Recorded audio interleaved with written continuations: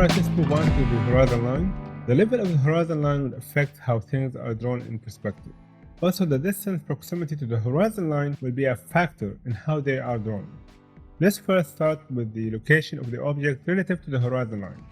So we draw a horizon line in the middle with one vanishing point to the side. Then let's add three different boxes in different locations relative to the horizon line. We have one below it, one at the center, and one above it. We connect the perspective lines afterward, like we did many times before, to get our boxes.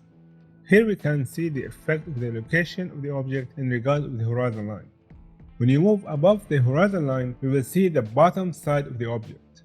And when we move below it, we will see the top side of the object. And when we draw on the horizon line itself, we see neither. And it isn't just with boxes, but any shape, either geometrical or organic, will have the same effect. Here we see three cylinders in different locations. We can see the bottom side of the top cylinder and the top side of the bottom one, while we can't see either in the middle. Drawing below or above the horizon line doesn't only affect the side you see, but how the curves look in perspective as well. Let's say we have a box in the center that goes all the way above and below the horizon line, and you put a vase in it with different ins and outs. We can see how the cylinders or curves of this vase above the horizon start to curve downward, while the curves below the horizon start to curve upward. This is consistent with being able to see the bottom of the object above the horizon and top of the object below it. Drawing the wrong curves in the right locations will make the drawing look really weird. This may take a while to get used to, but it's very important to understand. As I mentioned before, this doesn't just apply to the geometrical objects, but organic ones as well. Like here we have an organic abstract shape. If we want to add form lines on top, we need to observe carefully where is the horizon line position relative to the object. The lines above the horizon line will curve downward, while ones below it will curve upward.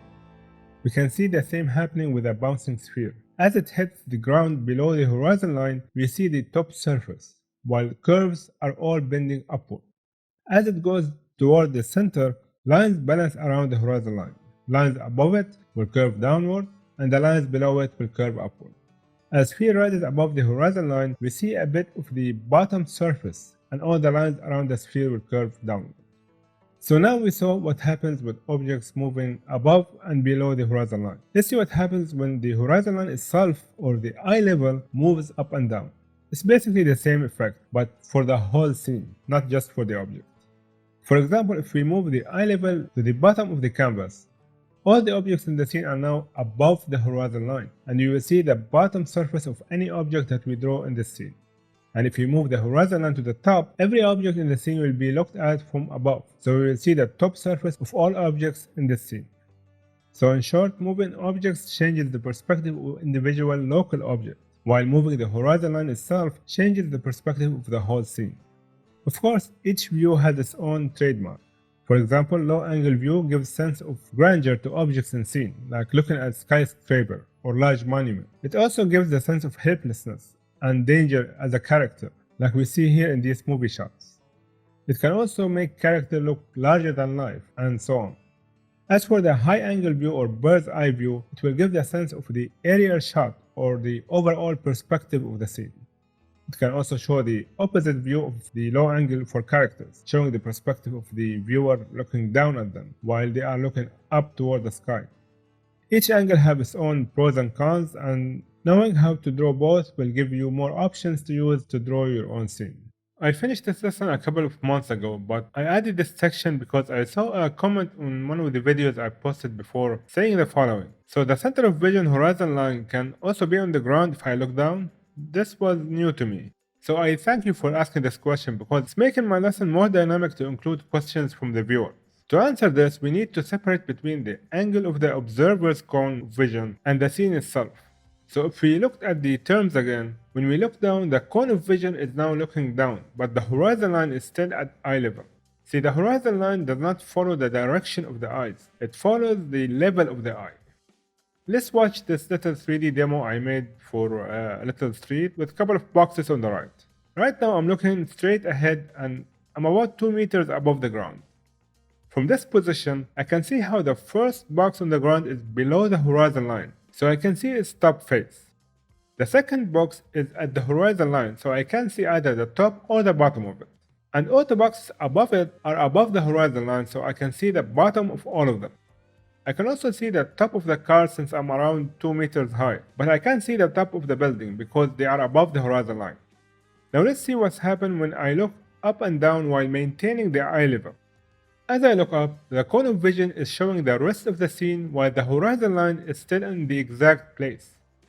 If you look at the boxes now, while I'm looking up, I still can see the top of the first box. I can see the bottom or top of the second one, and I still see the bottom of the rest of the boxes. My vision angle changed, but my eye level did not. And so is the horizon line. If I look down, the same thing happens. I see different parts of the scene, but no perspective changes to the object in the scene, as long as my eye level is still the same. Okay, now let's fly up and down and see how that will change the angle of the whole scene.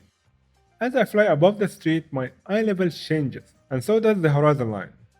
Now the horizon line is so far away, and it's moving along with your view, so you won't notice it moving by itself. But if you look at the boxes, bit by bit I'm starting to look down on them, seeing the top of all of them, and seeing nothing of their bottom.